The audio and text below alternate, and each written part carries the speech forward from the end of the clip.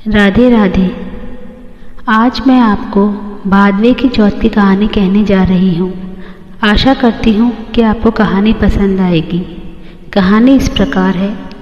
एक गांव में एक बूढ़ी माँ और उसका बेटा रहता था। बेटा गांव की गाय चराकर घर का खर्चा चलाता था।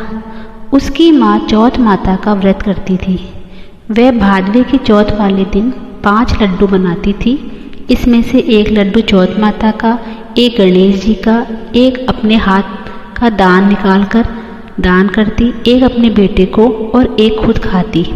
एक बार आस पड़ोस वालों ने बेटे को भड़का दिया कि तेरी माँ तो रोज़ चूरमा बनाकर खाती है और तुझे केवल एक लड्डू देती है, बाकी तुझे ठंडी रोटियां खिलाती है। उसे अपनी माँ पर गुस्सा आया कि तू तो रोज़ चूरमा खाती है और मुझे ठंडी रोटियां खिलाती है, तू चौथ माता का व्रत करना छोड़ दे। माँ बोली कि मैं चौथ माता का व्रत तेरी सुख शांति के लिए करती हूँ, मैं तुझे छोड़ सकती हूँ पर चौथ माता को नहीं। बेटा नाराज होकर विदेश कमाने जाने लगा। माँ बोली, बेटा यदि तू विदेश ही जा रहा है तो यह चौथ माता की आंखें अपने पास रख ले। यदि तुझ पर कोई संकट आए तो चौथ माता का नाम लेकर इन्हें पूर्ण देना, तेरा संकट टल जाएगा। लड़का उन आँखों को लेकर विदेश के लिए चल पड़ा। रास्ते में एक नदी आई। उस पार जाने का और कोई साधन नहीं था। उसे उसकी माँ की बात याद आई और उसने आंखें निकालकर चौथ माता का नाम लेकर पूर दिए तो चौथ माता की कृपा से उसे रास्ता मिल गया। आगे गया तो वह फिर रास्ता भटक गया। फिर उसने चौथ माता का नाम लेकर आंखें पूर दिए, फिर उसे रास्ता मिल गया। ऐसे हर संकट टलते गए। आगे चलकर वह एक गांव में पहुंचा। उस गांव के राजा के यहाँ रोजाना बर्तनों का एक हाव पकता जिसमें एक आदमी की बलि दी जाती थी। वह लड़का एक बुढ़िया के घर पहुंचा। उसने देखा कि बुढ़िया रो रही है। लड़के ने पूछा, आपको क्या दुख है, क्यों रो रही है? बुढ़िया बोली, मेरे एक ही बेटा है और कल राजा उसकी बलि चढ़ाएगा। इस पर लड़का बोला, माँ घबरा मत, तेरे बेटे के बदले मुझे भेज देना, पर तू मुझे भर पेट भोजन करा दे। भोजन करने के बाद बुढ़िया ने उसे उस लड़के की जगह सुला दिया।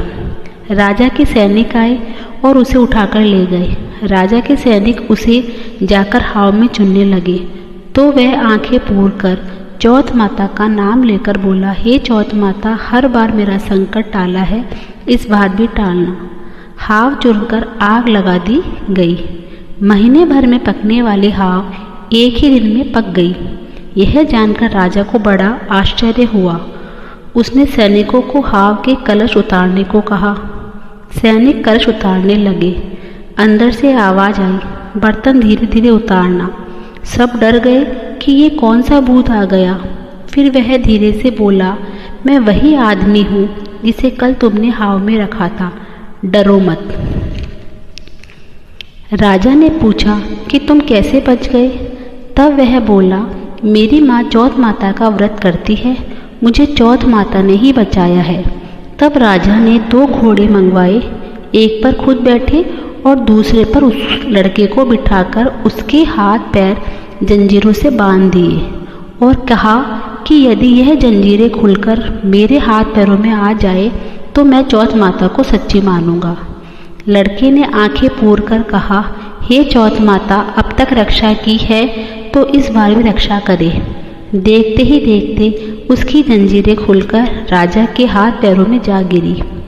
तब राजा ने कहा कि हे तेरी चौथ माता सच्ची है।